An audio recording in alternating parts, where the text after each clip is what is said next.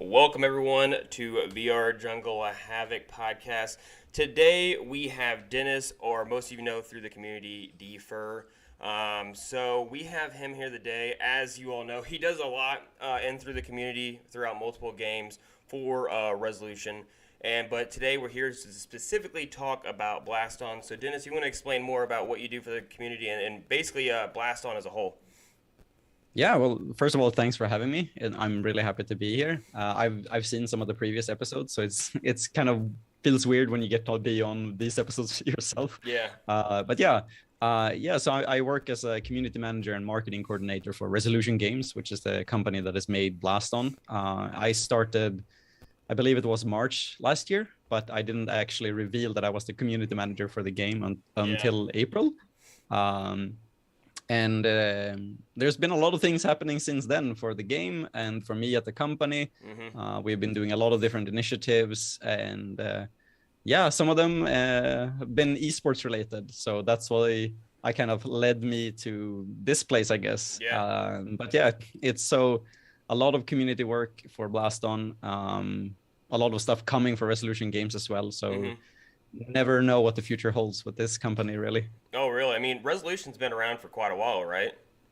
Yeah, 2015, I believe, and so I'm rather new, but it's one of those cases where a lot of things has happened, especially the last year for Resolution Games, where we've grown really like a lot, and so I came in just before that spurt of growth.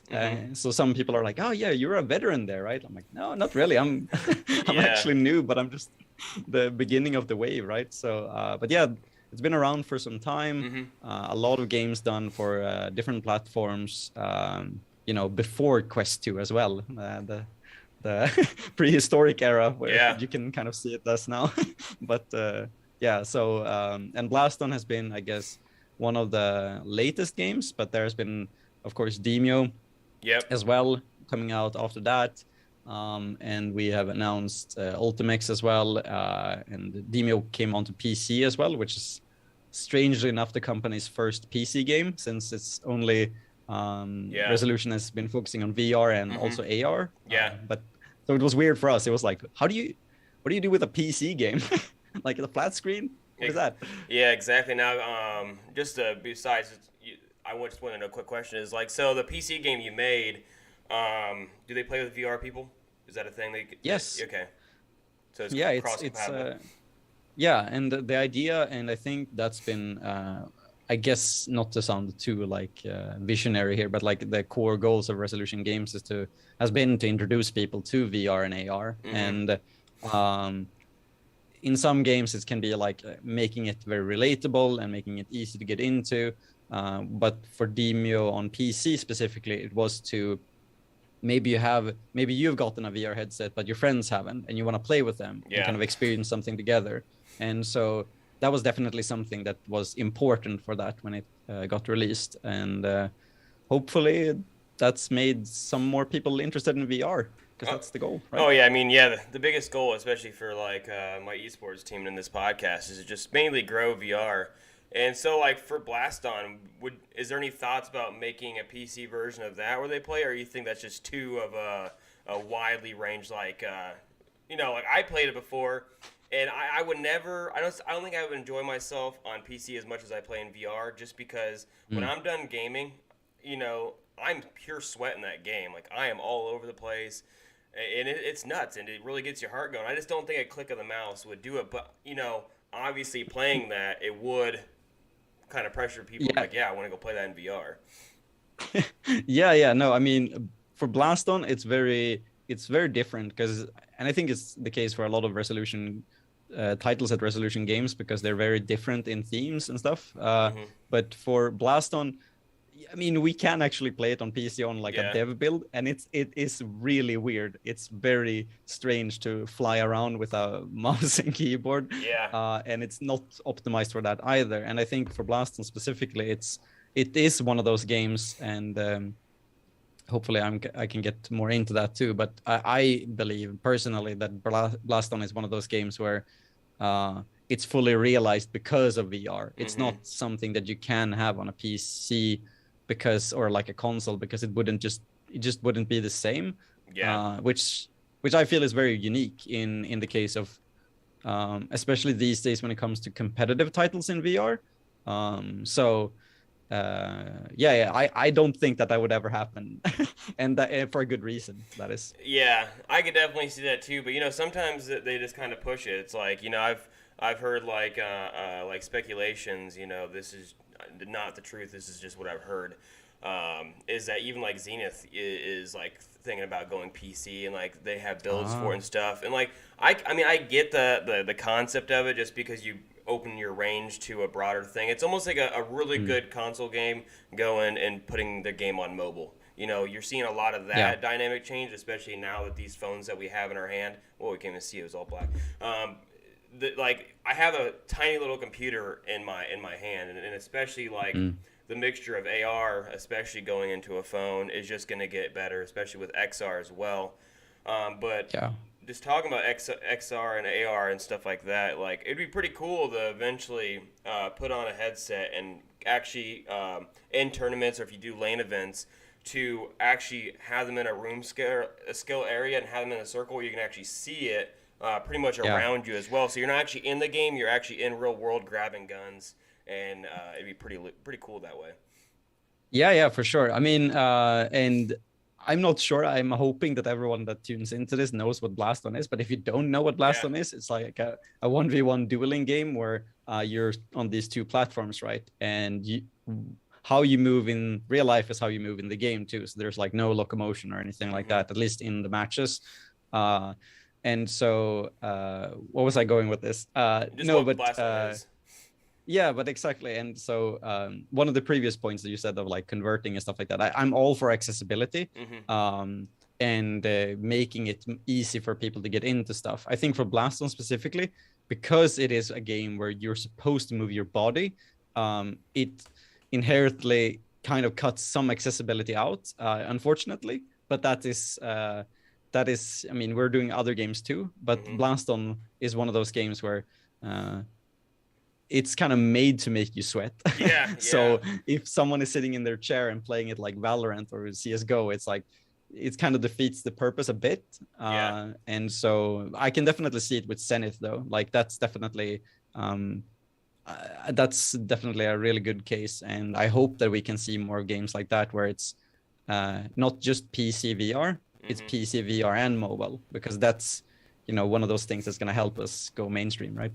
Oh yeah, for sure. Especially with there's a whole bunch of consoles that are coming out. I know over in China they're making one as well. That I think the people that actually own TikTok just purchased the headset that they're now going to. Oh, Pico. Pico Neo, right?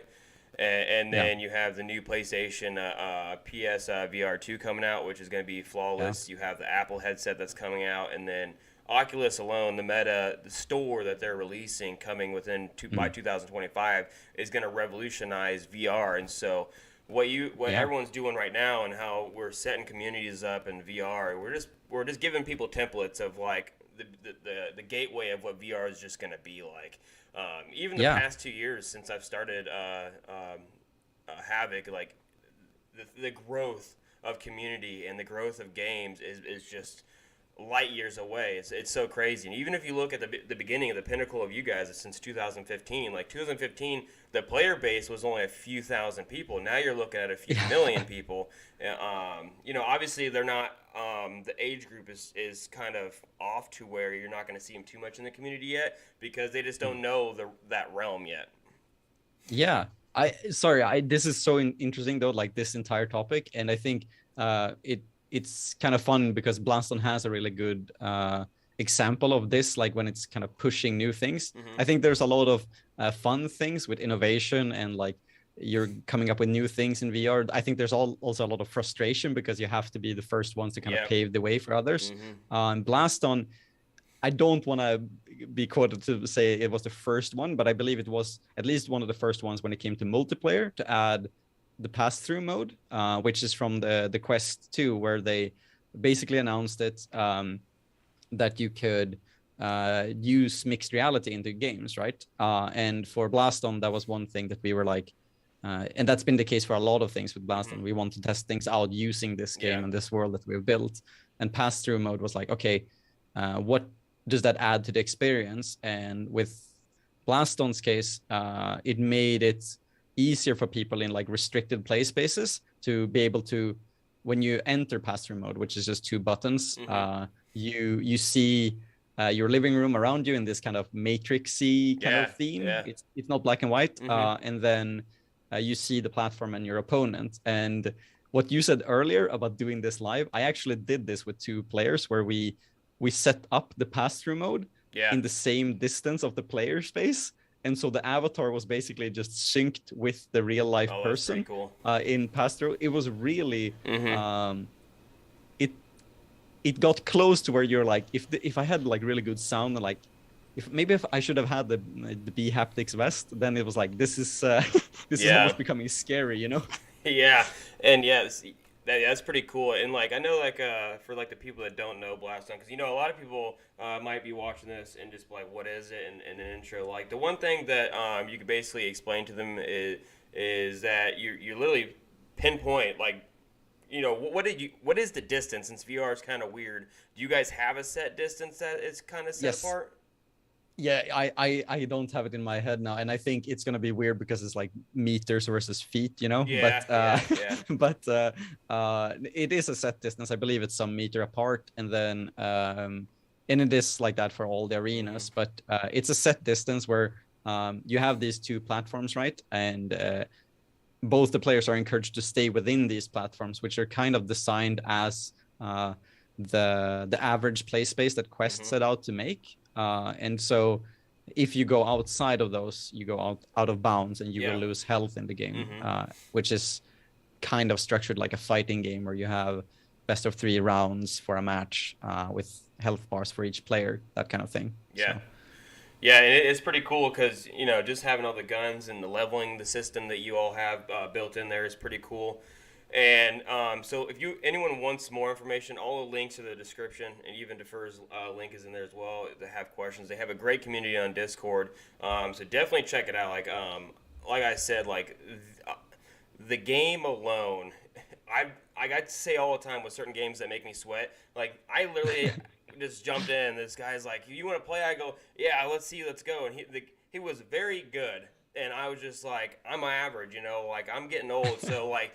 He was a younger male that was just like getting on the ground, and I'm like, my knees don't bend that way anymore at all. Like you guys are sprawling out, and even when watching some of the stuff from VRML, like it is very intense, going at each other, getting on the ground, dodging each other, and it's just so nutty the game is. But it's well built off, but like, what was the idea of what even kicked off Blaston, like to even be what it is today? Yeah, so I think Blaston has changed a lot through like its kind of iteration of like what it is and what it was supposed to be, I guess, from the beginning. Yeah. I came in at a slightly strange timing because I joined the company about 6 months after the game was released. So for me, it's been more about like hearing the stories of like how the game came to be, and learn the game what it is from when I joined. But I think one of there are videos of this actually, where the creative director Mathieu or Plou, his name is in the Discord, talks a bit more about it. But from what I've gathered is that the main aspect was to how can we get people moving. And also, definitely one of the main aspects is to make a game which is fun and easy to get into, not making people nauseous, and then see if there's any like kind of competitive spirit. And I don't think that, and that's the fun part too. I don't think initially that Blaston had this idea of that it was going to be like an esports game or anything like that, which some games do and some games don't. And it was more of the case of like, okay, kind of sports like competition, like how can we get people moving, and especially in the game, and I haven't really mentioned this now, but every player has this customizable loadout of weapons. Yep. You have 6 slots, and like each gun has range of different stats, cooldowns, all of this type of things, which is makes the mechanics very deep for the game. And now recently we added attachments to them, so there's like varieties of each gun. And so that has attachments, and so there was an aspect too of like, okay, find your own play style and that kind of thing, which is I think one of the key pieces that leads to interesting plays, like VRML, like the league with Blaston now, with different players having like almost a loadout they're known for, and like a play style they're known for, because they utilize this weapon better than anyone else. Which, I love that kind of stuff. It's so cool to see. Yeah, and so like with that, the play style, and you mentioning esports, and that's one of the reasons why I bring people on here, especially like I like to talk about games and stuff, but I'm very competitive nature. That's why I created VR Esports Havoc. But like my first time playing it, and like even as a novice player, you come in there and you can already feel like this game needed some type of grandstand to actually be competitively played, and that's like you said, like.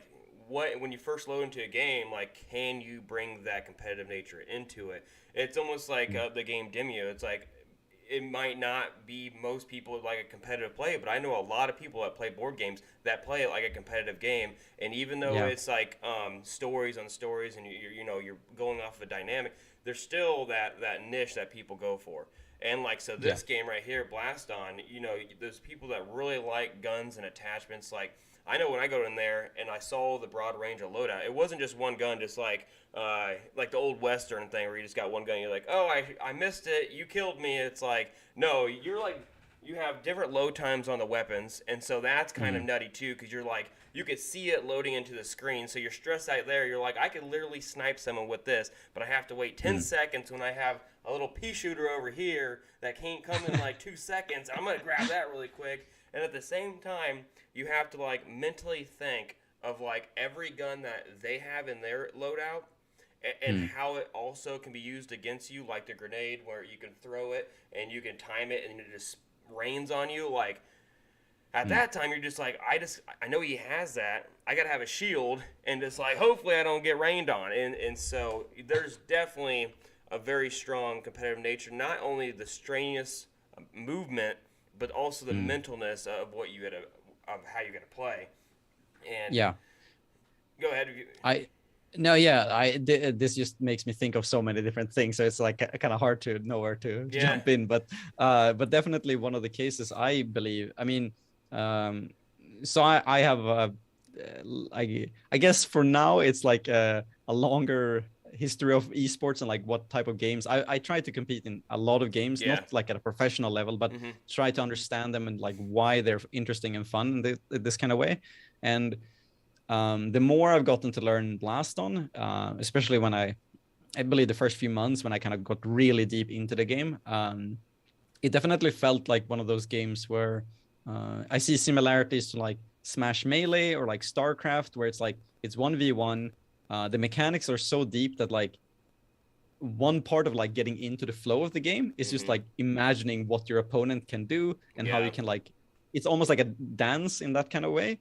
And it almost becomes like that in Blaston because you are jumping around like crazy. And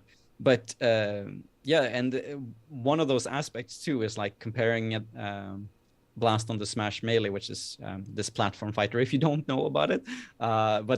Is that in some cases, I kind of see Blaston as the realization of what a fighting game could be in VR. And that sounds weird because it's obviously a shooting game, like you shoot with weapons.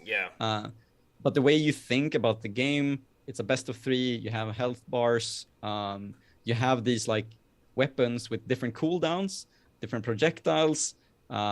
Everything has health. Like you have health, weapons, projectiles, all of these things. So how you combo your kind of loadout against another person's loadout and adapt to each other really, really, to me, feels like a fighting game, because you have these kind of options. You can trap somebody in. You can force out mistakes, almost like almost like a boxing match, I guess. It's also like if it would be a real world sport, you know. And so finding those weaknesses as your opponent and stuff like that, that's the kind of stuff I get hyped for, actually. Yeah, yeah, it's definitely like about like strategy. And so when it comes to the higher competitive play, I know like also like so I'm gonna throw two questions at you for this. Is one, what is the recommended base level that you should be at to even be able to compete in VRML? And then like when it gets that high of a level, do you get to see their loadout, or you just have to kind of watch what they're doing and just like, oh, I hope they're using this loadout for that match? Yeah. So I think the way Blaston is structured right now, when you get into the game, it's very much geared to you entering the ranked mode immediately. Like there are bots in the game, and when you're new to the game, those bots will be very helpful to kind of make you understand how to move in the world and what things are, because it is a very abstract idea of like, you know, in some cases when you compare to other VR esports games like Echo Arena or something, like you see teams of people, there's a goal, there's like something kind of like a ball. You can kind of imagine some similarities to like volleyball or like soccer or whatever. But in Blaston, there's no real world equivalent. So it takes some time to get into that. But of course, if you're like a competitive player, then it's like, it's very interesting because some people adapt so quickly. So it would be weird for me to say like, oh, you know, you should be at least 800 league points to get into VRML, because some people, and I saw this in an Italian league. I think it was a guy who had like, I guess 300 league points, which is, I believe, gold league. It's like the lower you tier. begin in bronze, silver, gold, and then there's a lot of different ranks. And he was doing some really cool stuff for that rank alone. And I think if you're okay with losing a bit, then definitely joining VRML is just a great learning experience, because just joining that and seeing what the other person is doing in front of you in VR, it becomes very like more easy to kind of understand, oh, okay, that's what I should be doing, instead of like, kind of like in regular esports, it's like, if I watch a Counter-Strike game or a Valorant game, I see what they're doing, but I can't really feel it. But when you're standing there next to them in VR, it's like, oh, okay, he's doing that. I'm gonna do that too.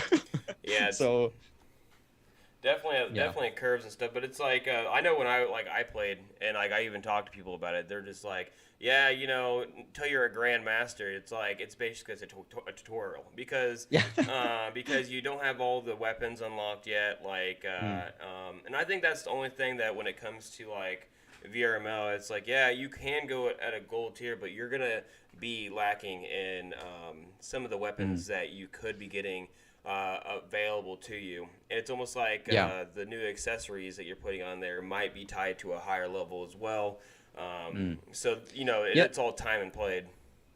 No, that's a good point. I mean, and that's one of the cases of where you can tell that Blaston is in the between spaces of being a competitive game, but also like a fun game for people to just enjoy competition.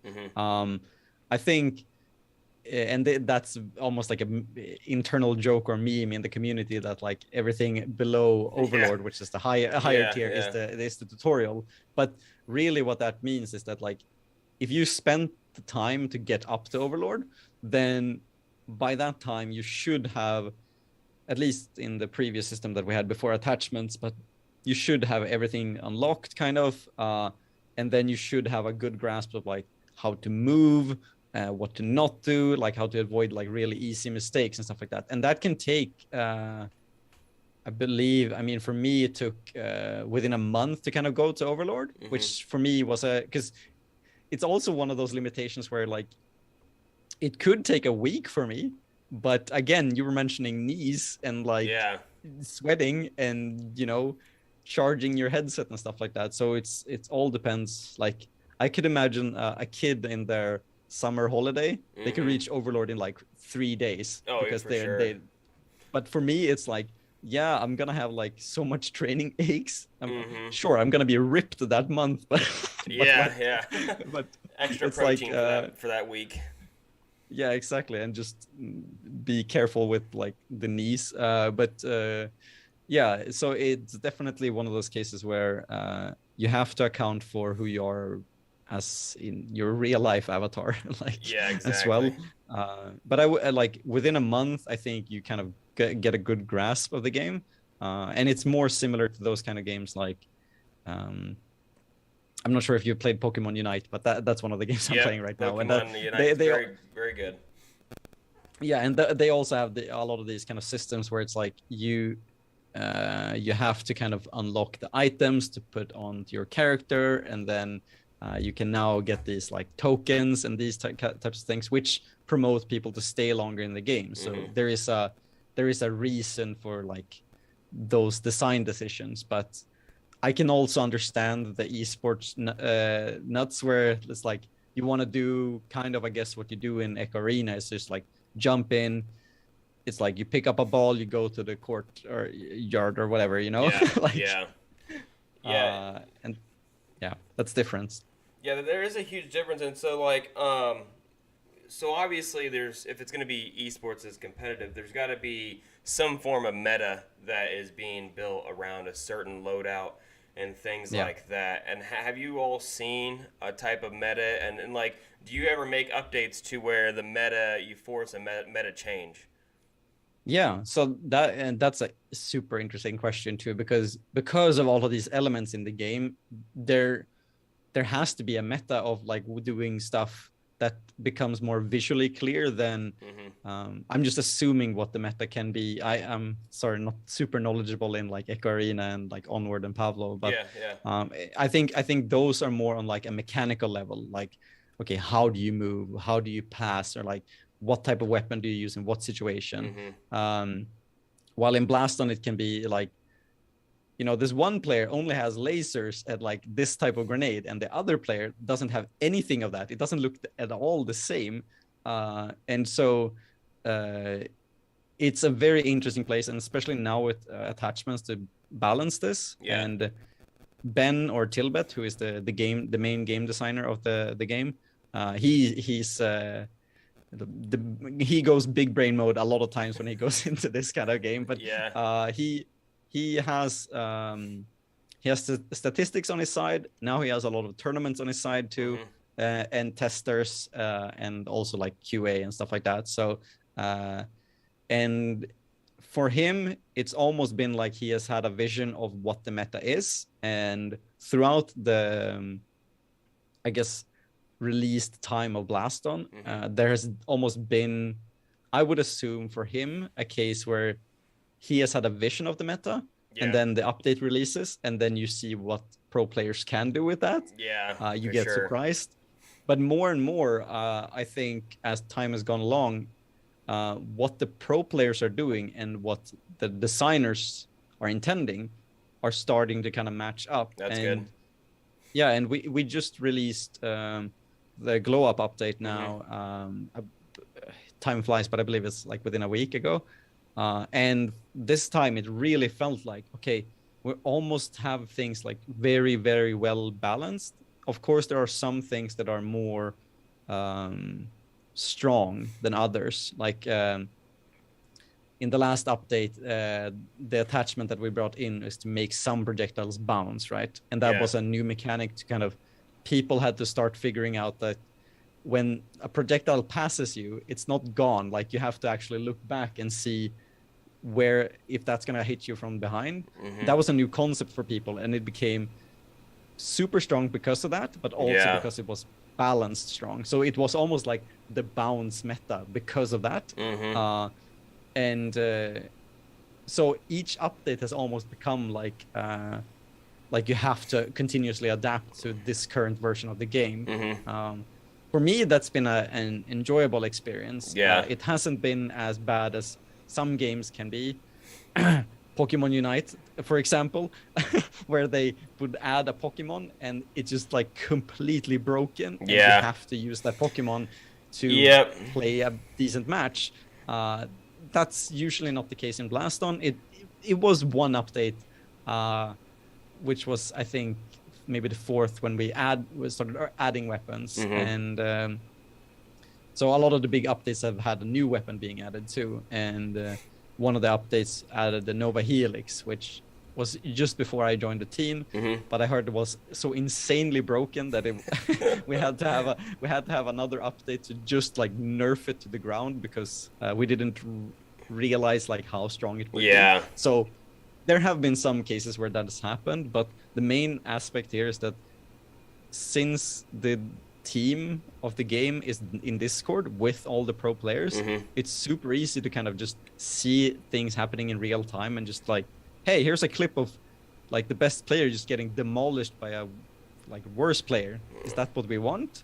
And then you can weigh in on that option and be like, maybe that's not how it should be. Look at the statistics, that type of thing. So yeah, I mean, it is a very interesting concept that, I mean, you know, a top player could be beaten by a novice player. I mean, it's kind of funny, but you know, it's like I see how it's like, is that what you want? But it's like at that point, it's just like, was this strategy just better? And he's just like might be the next up and coming best person that's going to be part of Blaston.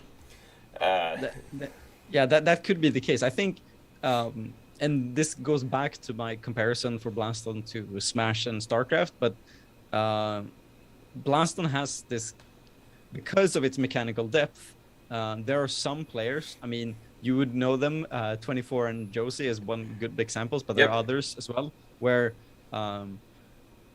once you go to Overlord and you start to meet the people in the competitive community, then you realize that within that competitive community there are tiers of like players, and at the extreme top of players there are some people that they will never lose against anyone below them, because they have kind of, you know, like the Neo in the Matrix kind of like beginning to believe kind of moment where like they can't like lose because they're just too good. And I like that aspect, because that to me feels like legit esports, where it's like they have fully mastered their craft, they know what they're doing, and it's not because they're abusing like mechanic, it's like they're just that good. And then in some cases, some days a new player comes along to like challenge them, and you can see when like 24 was actually one of these players where and I think at one point Josie as well, where they were up and coming, you know, and then they kind of took over, and like now they're always in the top, but like at one point it was Woody and like Goldenite and all of these like personalities, and it's I don't know, I was telling you before this, I could go on for hours talking about this type of stuff. So that's all good. There's plenty of information that can go out about that, because you know 24 and Josie, they're actually in VR Esports Havoc as our two Blaston players, and so we watch their matches sometimes where they verse each other, and it's just like, I think one time 24 asked if I won the verse him. I'm just like, would that even be fun? Like, it might be fun for you, but it ain't gonna be fun for me. Like, you're gonna kill me within like seconds. I actually had I think one play session where I was so tired, and I was just like, I just one more game. You have those nights, right, where you're just like, now come on, like I've been losing a bit now, but this last one I'm definitely gonna win. I load into the match and it's Josie, and I'm like, God damn it. Okay, well, I'll try. And I remember that I tried so hard to like do damage to him that I actually slipped on the floor. Dang. And I just fell on like I just really kind of badly, and when I looked up at him, you can kind of, I guess you can't see the what kind of face they're doing, but you can tell by the body language that he was just like, what's even going on, man? Like, I'm sorry. Like, I want to be better, but I'm sorry. I'm tired. I definitely understand that. But it's just like, with all the updates with weapons, you know, like, so I play contractors competitively and stuff like that. And, like, even there's, like, a match tonight for us to be going up against the fourth place title in Vireel's stuff. And, like, the crazy thing is even in that game, in that league, and I know that to compare you all doing stuff with VRML, is that they made huge updates and huge mechanical changes to the weapons and the way that you see maps and where they put the positioning, because they even had to change where people spawned in so they wouldn't kill people right when they loaded in.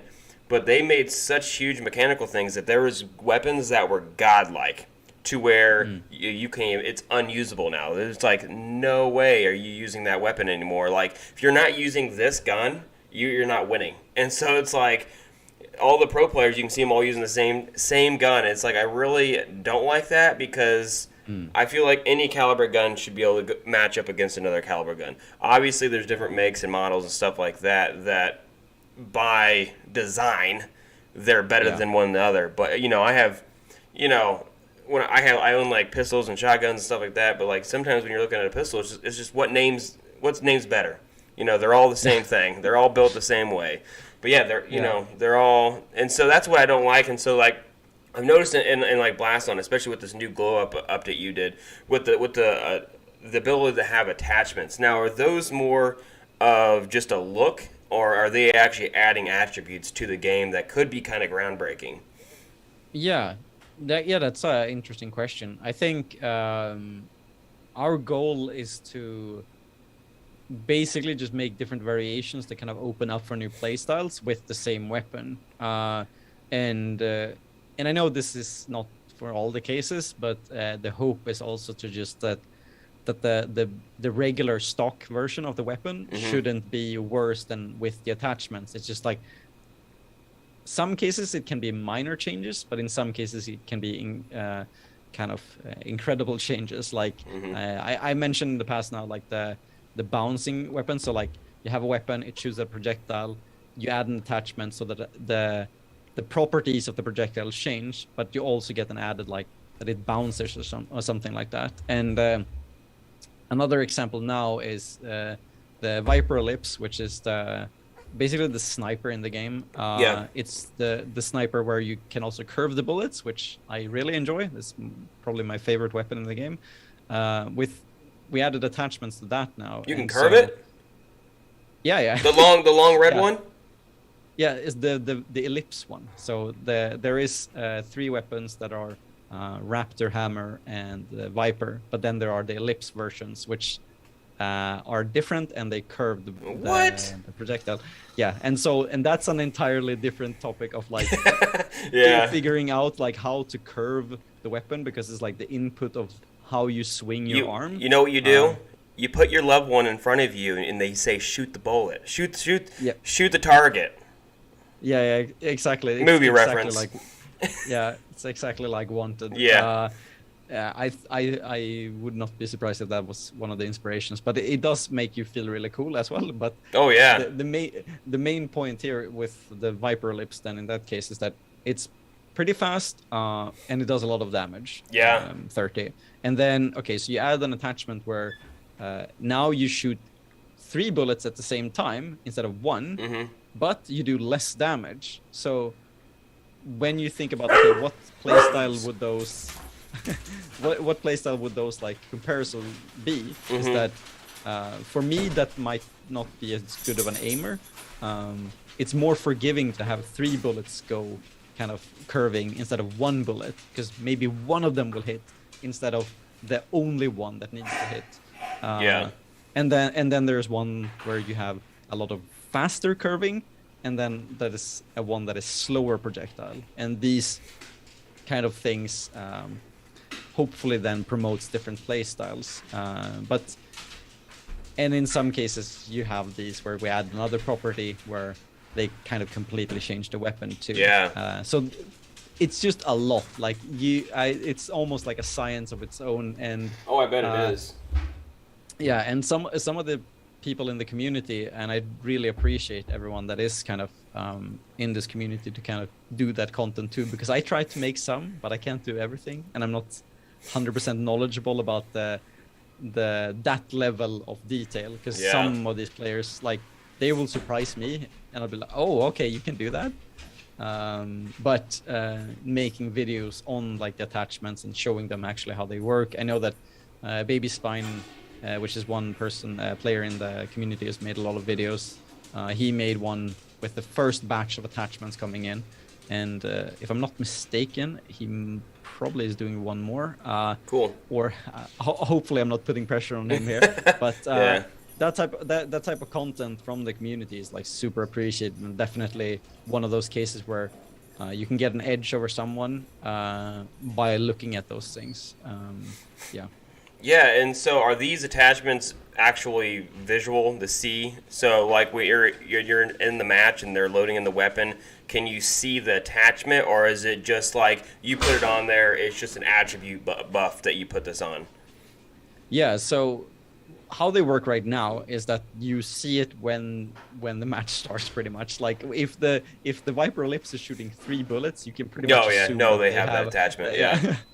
But no real to like I would say like changing the visuals of the weapon like that, at least currently. So yeah, and that'd be cool to just like have some variant of like just a cosmetic look to it. Obviously, the 3, like you said, 3 bullet is a dead giveaway that they have this attachment on. And another cool to do for the community or for you all to do is just a chart of all the things possible, and like what would it be used in a scenario, and like an a 1 to 5 skill rank, like where they would be best placed, But there's you said you can hold up to 6 weapons, right? Yeah. So with that though, it'd be so hard because if I'm not a mathematician. I used to be able to do this, but I was like, but if you take the possibilities, how many combinations you can have. What is that? It's like 1,000 different combinations, something even probably crazier than that. It's a lot more crazy than that, because it's like right now. It's like 6 to like how many weapons do you have? I now I have to look it up because I'm like I'm wrong. I'm afraid I'm gonna say the wrong. Well, I forgot how you do it. It's like what, something 6 to the something power. Yeah. So yeah, exactly. But it is. I think we have 30 weapons now, So and then 6 to the 30th power. Yeah, and then about half of them now have 3 variations. There are 4 types of that. So, and you were saying like you're not a math guy. If anyone knows me, they know that I'm so bad with numbers. I'm one of those people that like, I keep jaunting on about like fighting games, but I'm definitely one of those persons that like I would never understand like frame data or anything like that. I'm just doing what kind of feels best, and when I kind of realize that it works, I'm like, I assume that this is better stats. I don't know the math behind this. Yeah, I mean, I probably couldn't do that high of a number because I know the way it works. Just to be funny about it is that like it goes to 6 times 6 to 36 to 36 times 6, and it's like you keep doubling it until you have I forgot what it is, if you're at the power or what, but like I said, I used to be able to know how to do it, but no, that's a huge number. So it's like finding a meta with that many combinations, especially adding those variation attachments, is nutty. Yeah. And go ahead. No, but I was gonna say that like, and that's why one of the reasons I believe that these like esports competitions are so important, because they definitely set the tone of what is possible. Because some players will like lab out their own loadout, like they will find an answer that no one else has, and then they bring it out in a tournament and no one saw it coming. I mean, one of the like quote unquote like historic moments for like competitive Blaston, I guess, is the Val Summer Games, where I believe it was Josie that brought out the Nova Hurricane in like the grand finals, which is at that point it was in like all the tier lists and everything like regarded as probably the second to worst or worst weapon in the game. Yeah. And they brought it out in the grand finals, and when we've talked about it later, it came I think there was no real reason. He was just like, I just want to try it, and it kind of worked. That's kind of like, what?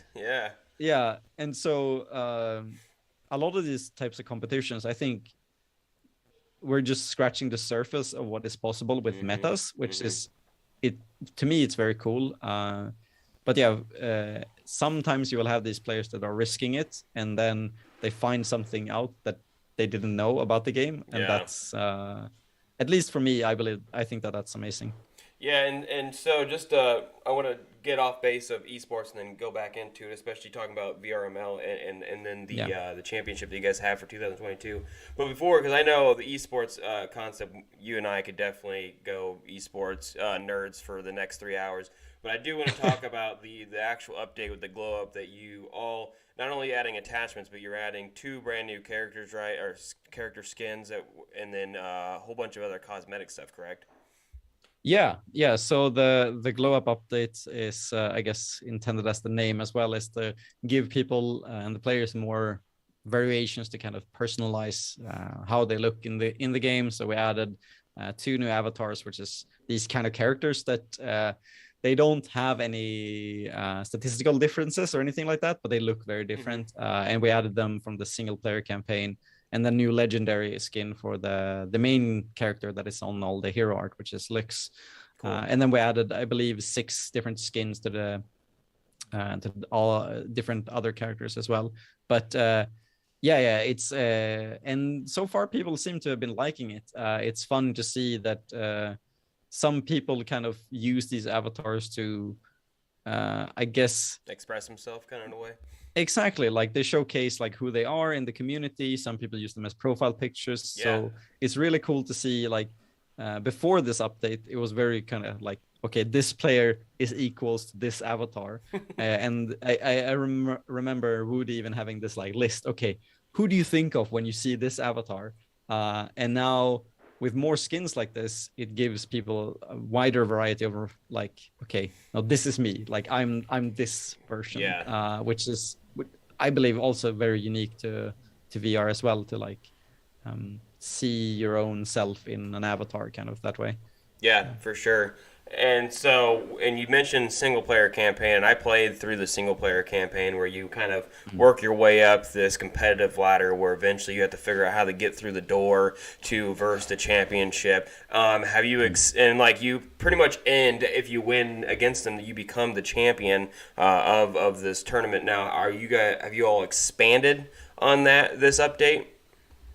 No, so the single player campaign that we added to the game was with the Crackdown update, which was early summer last year. Yeah. And that was more of like an introduction to the game to help new players kind of get into it. You were talking about the rank as a tutorial, but really the single player campaign is one of those where we kind of wanted to introduce the mechanics in a more context of Blaston. There is some lore as well, but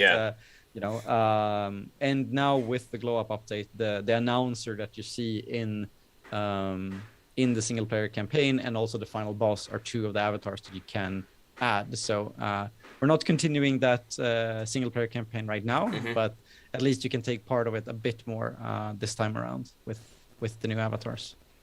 Yeah, it'd be a cool concept as well, just to kind of throw out something fun, is that even changing it to where you're doing the campaign, you get to the end, and then you actually load into your very first like real match, and like that's the beginning of your like actual championship. Would be a cool concept, You know what I mean? To show you, hey, you did this tutorial, you're playing this championship now, and now you're going up the ranks to get to the highest rank to become the true champion. Like 24 and Josie. Yeah, exactly. Oh, that would be super scary though if that was the first person you met in the game. Oh my gosh! It's like tell 24 or Josie's like, look, we're gonna give you, just have fun. What you're gonna do is we're gonna send so many hours a day. You're just gonna load in, or we're just gonna match your play style. And if you just beat him and be like, all right, now work your ranks up to try and beat me at the championship. Like completely redemption mode type of style. Like let's beat you down and you come back. Yeah, it feels very anime-esque. Like I'm only imagining someone stepping into like this kind of street basketball court to just like go up against LeBron James or something, and just like, I just wanted to have fun, man. Yeah, exactly. Just and getting mega dunked on. Yeah, kicks you while you're down, just like completely disrespects. And like, but I get it, like and I really enjoyed the campaign just because like I would get on there and just go through it, and it was definitely I've learned stuff that I didn't know as well doing it. I knew I had a heck of a time getting through that door. I don't know if I had like something wrong with it, or I just wasn't like I was missing something. I finally figured it out, and I finally finished the campaign. I can't remember what it was today, but I also like how you go around. You can find the little coins in the alleyway. I was walk around all the time and get free coins. That was pretty fun. Yeah. And then you all have your lounge. Yeah, exactly. That is one part of the game that wasn't actually there from the beginning, and that is another one of those. There's so many examples of Blaston where we tested new things to kind of see what we can do with that. And the Oso Lounge, which is the social hub and space in Blaston, is, I believe, it is the first one of its kind from games at Resolution Games, where we explored the idea of like, okay, it can't just only be about this this competitive loop of like playing versus each other once. You need some kind of break to chill and like talk with people, and that kind of led to this idea of, okay, what if we in this kind of cyberpunk world made some type of bar where you can hang out and chill, and that became the Ozo Lounge eventually, where and the single player campaign, kind of one of the I guess goals of that is to introduce players to that there is this social space, because in VR it's not as easy as like if you're playing a mobile game, you have these like blinking buttons and it's like you have to push this button to go through the tutorial. But in VR, what if the player is standing on the facing the other way? Like it's you don't want to really kind of clutter their vision as well. But in any case, the social space is a place where you can use this jukebox, you can play this like small arcade games, and kind of just hang out with other players. And last December we added this tournament floor as well to the bar, so it kind of continued to expand, where you can have these smaller single elimination 8-man brackets with your friends. And so it's very more in a fun way, but like you can play this kind of small tournaments, your friends can watch your matches, you can watch the replays while you're doing this, and the winner who wins kind of can get this trophy.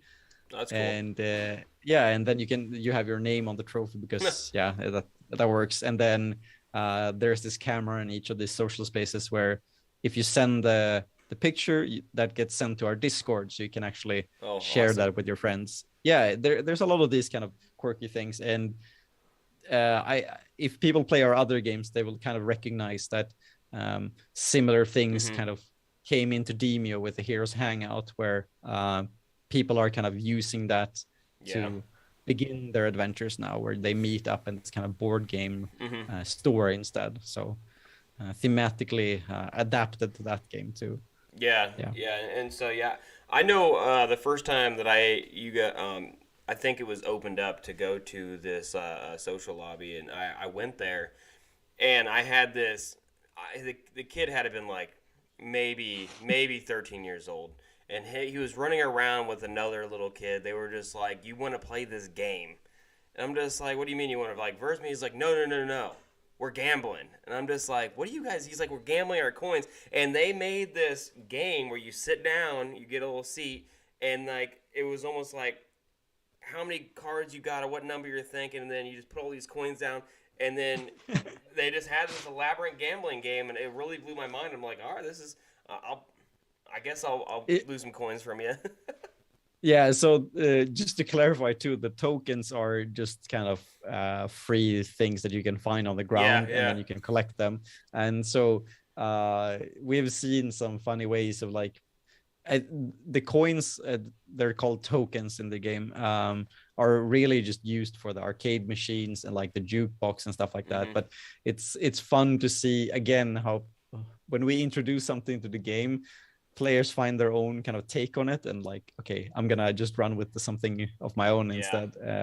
I've seen some quote unquote money matches where people are like putting the tokens on a table, playing a match, and then you like give each other tokens and stuff like that, which is in this scenario it's innocent, but because gambling to kids is not really what we're promoting. Yeah. It just, I thought it was funny that they just like they thought they got a kick out of it. And you know, you can't really, it's not really gambling because they're not really using it for anything. It's just to them that, you know, they probably saw it and they're just like, this is a fun little thing. Yeah, The fun way to pastime. play with the game. Yeah, and Yeah, exactly. Yeah. I was in your Q&A the other day from your Discord, and a lot of people that Yeah. don't know, if you go to their Discord, they put on these really fun Q&As where you all speak, and then you know, you allow people to raise their hand and speak in it. And, you know, I had the opportunity to speak in it as well. You save those, right? And then you can watch them live, or you just keep them yourself in an archive.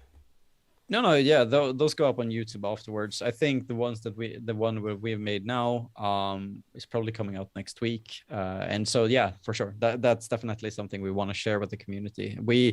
We try to reward people that are in the Discord because that's where the home is, and that's where a lot of people get the news first. But then, of course, we do want to make it accessible. So, Yeah. but yeah, that was a good Q&A. I was having really a lot of fun to kind of connect with the community, to have them ask questions to me and then the designer of the game, Tilbet, that day. Yeah, and I thought the best question that was asked was the putting a screen to watch live matches going on. Oh. That was the best idea ever. I'm like, you know, I think more people would interact in the lounge if they knew that, like, say, just the name is like 24 and Josie were playing. Like, they would definitely go and check that out. Or, like, you know, just to expand on that idea that you have the screen and you could even click on the screen and load into the stand and watch it up front and personal. That'd be another cool concept, you know, just because if you're not, like, there's no lane events and real life things, just getting, you know, there's things now for VR where you can load into a real NBA basketball game. You're not there, but you're on the sidelines, and it's still better than watching it on a flat TV. Yeah, it's definitely like, so first of all, like, that's definitely a feature that we know about, that people have been requesting for a long time. I think in general, like, spectating VR and watching matches and stuff like that in VR and VR esports is definitely one of the big challenges of, like, how you make it happen. There is an opportunity for us in that social space. We haven't really been able to realize it, unfortunately, but it's definitely been on our minds. And with VRML, I remember they had this partnership with Meta where you could watch the matches in these what is it called, the Horizon, like the theaters. That was a very interesting, because like in Blaston you would obviously have the context of, you know, the game, you see the players, you know what's happening, but in that it was just random people dropping into this theater, watching Blaston on a screen and being like, what the hell is even going on here? But one of the cases that or I guess things that we worked on that kind of enabled that, or we wanted to, was we initially had this internal way of watching matches from different camera views, and then we realized, hey, maybe we can actually use this for something good, and so we repurposed it to what now is the spectator client for Blaston, where you can watch and follow games on your PC. We were talking about the PC version of the game, but it's not the same. But where you can load into lobbies there, and that's definitely one of those cases where we wanted to kind of find a use case for what we have and give it to the community as quick as we could. There are definitely some cases where we can make it more available. One of the ways that we've been doing it is that we've used a developer version where you can watch any type of match. And we sometimes stream that on our official Twitch as well. But definitely the next level would be to have that in the game somehow, some way. Yeah, it'd be like cool to even have like like a continuous Twitch going of matches. But that'd be a lot of power to do that. Just because you'd have to be two different, like, you know, you have to have your thing compatible and then be able to have some computer that is constantly only streaming to Twitch. But a 24-hour Twitch with like games continuously going would be cool. But yeah, I definitely agree that bringing it to the lounge would be important. Like, even if it's not live matches, even if you start with just replays, And then eventually, as you get feedback, you're like, okay, let's start putting in only tournaments. And then now you start live stream tournaments, because one of my biggest questions when I got onto the Q&A is like basically the length of the matches for VRML. And I know that the way VRML, they're pretty smart people over there. You know, they're in multiple different games, and you know, it's not their first rodeo. And they obviously looked at VR headsets, and if you're not like me and you game sometimes for 8 to 10 hours on a VR headset, you get 2 hours without a battery power bank, you know. So they say, like, if the tournament's this long, the headset's going to last 2 hours, so they're going to have time between it. I get it. But the one thing that I wanted was a sense of partnership, or a sense of being a part of a team, because right now you look at 24 and Josie, yeah, they're both part of Havoc, but they're not teammates, they're competitors. But I would like to find a way to put a 4-man or a 5-man team together, to where you have set matches, you play another team. It's almost like a baseball game, like a series. Like, you know, there's 5 games in a series, and you go to your home court, and then your home baseball diamond, and then they play it, and then it's actually like best out of like 5 games, you know, whatever. I would like to see that. Like, I'm not saying that they'll load in the same time, but you have Monday through Sunday. Here's your time slot. This is your version. Now you're teammates. Yeah, no, definitely. And that's one thing that I've been thinking about too. Like, a lot of these cases, and especially with VRML, it's been last year we tried out to be a part of like the VR Summer Games and see how that went. We've done some stuff ourselves, and then now we were trying VRML, and initially we just went with how the game is played. But as time goes along, we have also started asking ourselves, like, how can we actually explore this? Of course, this is outside of the actual game mechanics here, but I've been thinking about that too. Like, one of the cases that I've been hoping that we can do someday soon is to have some sort of like community regional show match, like Europe versus North America or something like that, and then test how that kind of format would work. Because even if we don't have it in the game, it's definitely something that you can do just by how you kind of how you build a bracket, or like how you structure the broadcast and stuff like that. I mean, there are fighting games where, like, I think it's Tekken, where in Tekken 7 they usually have these like South Korea versus Japan, and they have the best players from each country go in, and they have this national match, but it's 1v1, right? But it's still very like packaged in a very cool way, and that's definitely something we can explore. And I hope we can continue that discussion too with VRML and see how we can build it, because a part of this and what we're doing with Blaston is really like, it is still early days in some cases with VR esports, and what we're doing with Blaston is trying things out, seeing what works, growing it where we can help out, and just doing what the community wants, and also trying to find out what matters, you know, what's cool.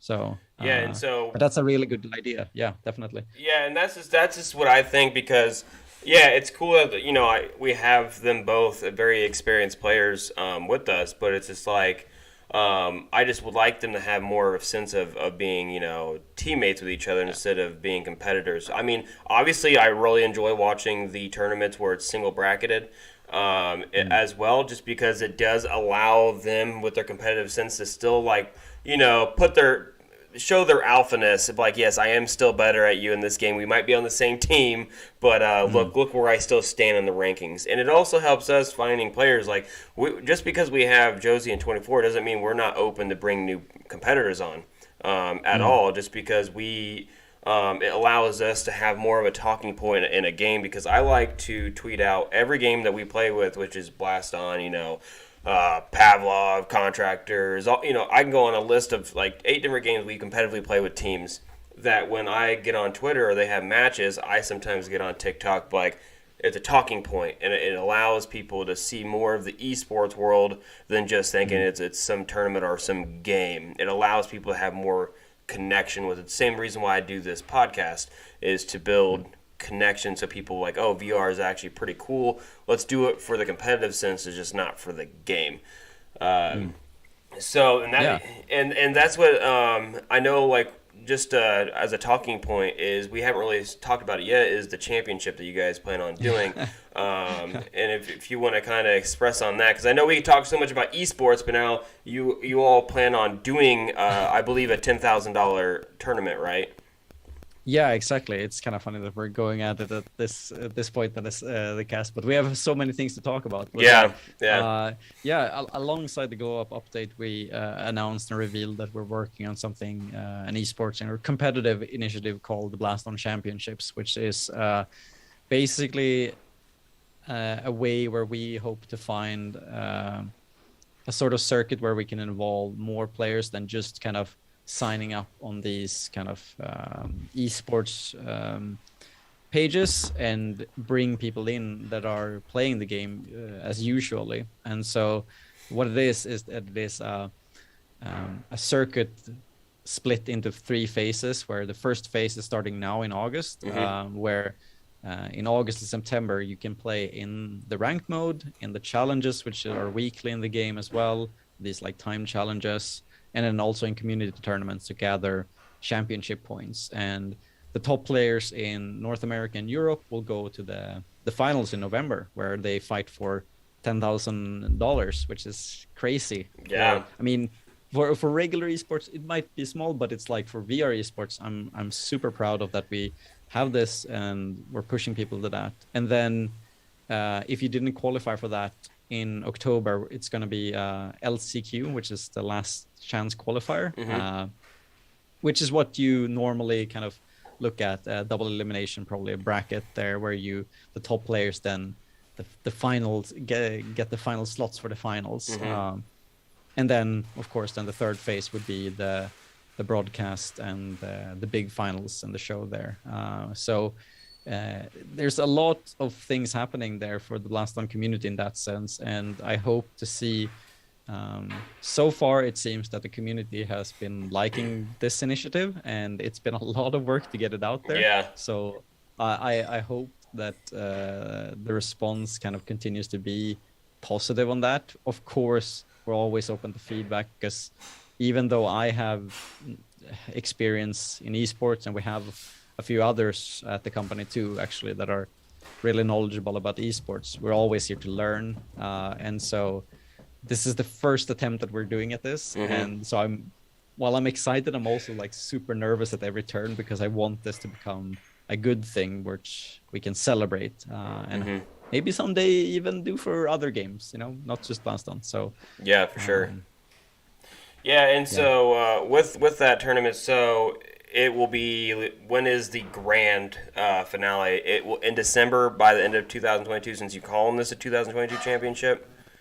So how it's working right now, because again, we don't, and I think that was on my end actually, how like I wanted to design this, but Blaston is a very like physically intense game, and so you can't really expect the season to be over a long period of time in that sense, because it's kind of demanding. But the finals is going to be in November. And the reason, I believe it is the 5th and 6th of November, if I'm not mistaken. But that is also the case because of, as a game company, a lot of stuff happens on the holidays during at the end of the year. So, yeah, and so everything leads up to the finals in early November, and I am already excited to see that, because we know that there are really good players, as we've mentioned, 24 and Josie and all others as well. But maybe with this kind of initiative, maybe we'll see some new faces in the mix as well. I'm really hoping to see people motivated there. So. Yeah, is that $10,000 given to the winner, or spread out through so many first, second, third? Yeah. So you can find, of course, all the details on the page itself for the Blaston Championship. Yeah, and that's but in the description. It is definitely a prize pool that is split. So it's not a winner takes all, because while that would make for a really dramatic play, it would. I think it would get a lot of people in there. Yeah, I think it also would make it hard to motivate the existing community that maybe isn't the best player in the community, but are there in the top So we do want to keep people motivated throughout this Yeah. 4-month period. So yeah. And are you all looking for like people to like bring on like sponsorships? Like say it's like B Haptics would work very well for this game. Have they tried to reach out and like possibly like give away a B Haptics to the first player winner, or have you all decided like of a featured skin that might be only the champion for 2022 gets? So we worked with B Haptics previously, but yeah, we are looking for sponsors for this too, and we would definitely be super happy to have more kind of incentives to like get people to play. So that's definitely something we're hoping for. We'll see what happens with that though, testing as I said, but definitely in the game there are banners now that you are going to get for there is one that you can buy in the store to kind of represent your region, but the finalists and the winner will get an exclusive banner as well. Cool. Which is what we have for VRML too. But now we kind of continued this with the Blaston Championship. So some very exclusive in-game content there for those players that get to that point. Yeah, and I definitely like one thing I've noticed another game, because this is ran through Blaston. This is not ran for VRML. You guys are siloing this, ran by your actual organization and not some other organization, correct? So the first phase is going to be played fully through the game, which then kind of leans on to being just by us because we have access to it. But the LCQ, we're actually collaborating with VRML because they've been doing a great job of building the competitive scene for Blaston and continuing to kind of structure up what has been very grassroots and now is kind of approaching a more hopefully like healthy structure. So of course we want to continue that relationship with them. And then we're also going to be collaborating with Challenger Mode, which is this esports platform that we've used in the past. They're based in Sweden too, and that will be used for the second and third phase. So we're not completely alone on this, but we have the competent people to help where it's needed. Yeah, and one thing that I was about to say is that I really enjoy seeing not only big prize winning like you're doing, and $10,000. Don't count yourself short. That's a pretty good prize pool in VR. The biggest one launched today is for a long time is the one for Vale for the $35,000 tournament. But that's going to be a lane event. Lane events can usually pull more money because investors want to be seen, and that's actually going to be visually seen. But on average, I have not really seen $10,000 is a great price range. So definitely, be happy with that. That's a good prize pool. Well, especially looking at VRML's last purchase. I think the last Onward tournament, their grand prize was like prize pool was $8,000. So you're right there in that range for sure. But one thing I like to see as well is like giveaways throughout the tournament for people just competing, just to give more initiative, to get more people started in there. Just like, hey, if you played from this month to month, you get entered in a giveaway for free, like a free skin that you don't have yet, stuff like that. Yeah. No, that's definitely a cool idea, and we have been running some of these and starting these out in kind of the community as well. But that's definitely something we can look into. I do want to keep people motivated, and actually, it was kind of not really clearly stated, but the LCQ itself has a separate prize pool of $1,000 too. So I guess you can call it that the entire thing has $11,000, but that was one of the cases too where we felt that if you sign up for something like the LCQ and you push yourself to the limit to go to the finals, then you should be rewarded for that too. Cool. But who knows, if we get more sponsors for the thing, then for sure there will be more giveaways to have for everyone competing. Yeah, for sure. And so we've gone past an hour and stuff like that. And just talking about like VRML, I'm surprised I've never had anyone on. I think I've reached out a couple times to the people who like they're one of their boards, can't get them on. So if you got any connections, you let me know, because I've been trying to get them on forever to talk about it. But I've had like Variel on and stuff like that, and I don't think I've had the Val people or the Party League. So I definitely have more I need to expand out to. Holy cow. That's a dog. My dog's losing his mind. So anyways, actually, I think your NVIDIA broadcast actually seemed to filter that out, so we're all good. Oh, really, man? I freaking he was barking really loud. Someone accidentally knocked on the door. But is there anything that you want to kind of, you know, what am I word I'm looking for? Just anything you want to talk about? Lastly, yourself, anything else like that? Yeah, no, but I mean, definitely check out Blaston on social medias. We are on Twitter. We have a pretty active YouTube channel, I would say. We're also on Facebook, of course. So definitely follow us there. We have our Discord, which is very active, and we have a lot of really interesting personalities that you can interact with and learn from. And I would also just like to say from personally too that it's I'm really kind of excited as well for the coming release for Ultimex. So and we do have some news for that coming very shortly. So if you haven't already, then I do suggest that you follow us for Ultimex as well, which is on Twitter and Facebook, just Ultimex. For me, you can follow me if you want, but I'm here for Blaston and Ultimex. But you can find me on Defur _ on Twitter as well. I usually post those stupid things on Twitter, so I usually don't recommend to follow me. But if you're into that, that's fine by me. But otherwise, I'm just thankful to be here on this cast. I love that this kind of thing is happening.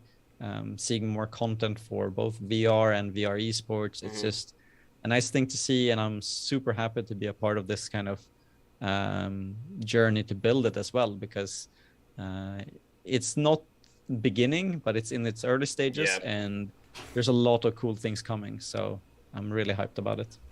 Oh yeah, there's definitely more to go. I don't think that we're anywhere near the end of what the VR esports is going to look like. I just can already feel by, even 2025 which is 3 years away. Oh, wow. It's going to be nutty. I can't even imagine. Oh yeah, 3 years from compared to, like I told you in the beginning of this cast, is that even 2 years into this, just like I remember that there was only a few VR organizations, and a lot of the things we were just doing was population 1, and then we kind of just branched out, and now I know some of the top people stuck around. I know plenty of organizations that fallen, and some have rose, and it's really a beautiful thing to see. Just not teams anymore, you're seeing the organizations, and that's what we're trying to do, because we allow more of a broader perspective of just not just one game, but let's show you VR as a whole esports, and that's what we're here to do. But I really enjoyed you coming today to talk about Blaston. I'm going to have you back on for Ultimec to kind of have another spiel about it. Not only that, because a lot of people, that's going to be a brand new one, so I definitely want to get you on when that releases, and then talk about maybe the esports side of that. I know we can't really dive too much into it, so I'm really excited about the updates that you're going to release, and so we'll go on from there. But anyways, like I said, thanks for coming on. This one was a one-off podcast. You said you can do Sunday. I said yes, let's do it. So it worked out. Yeah, because we're just in different parts of the world, so that's definitely understandable.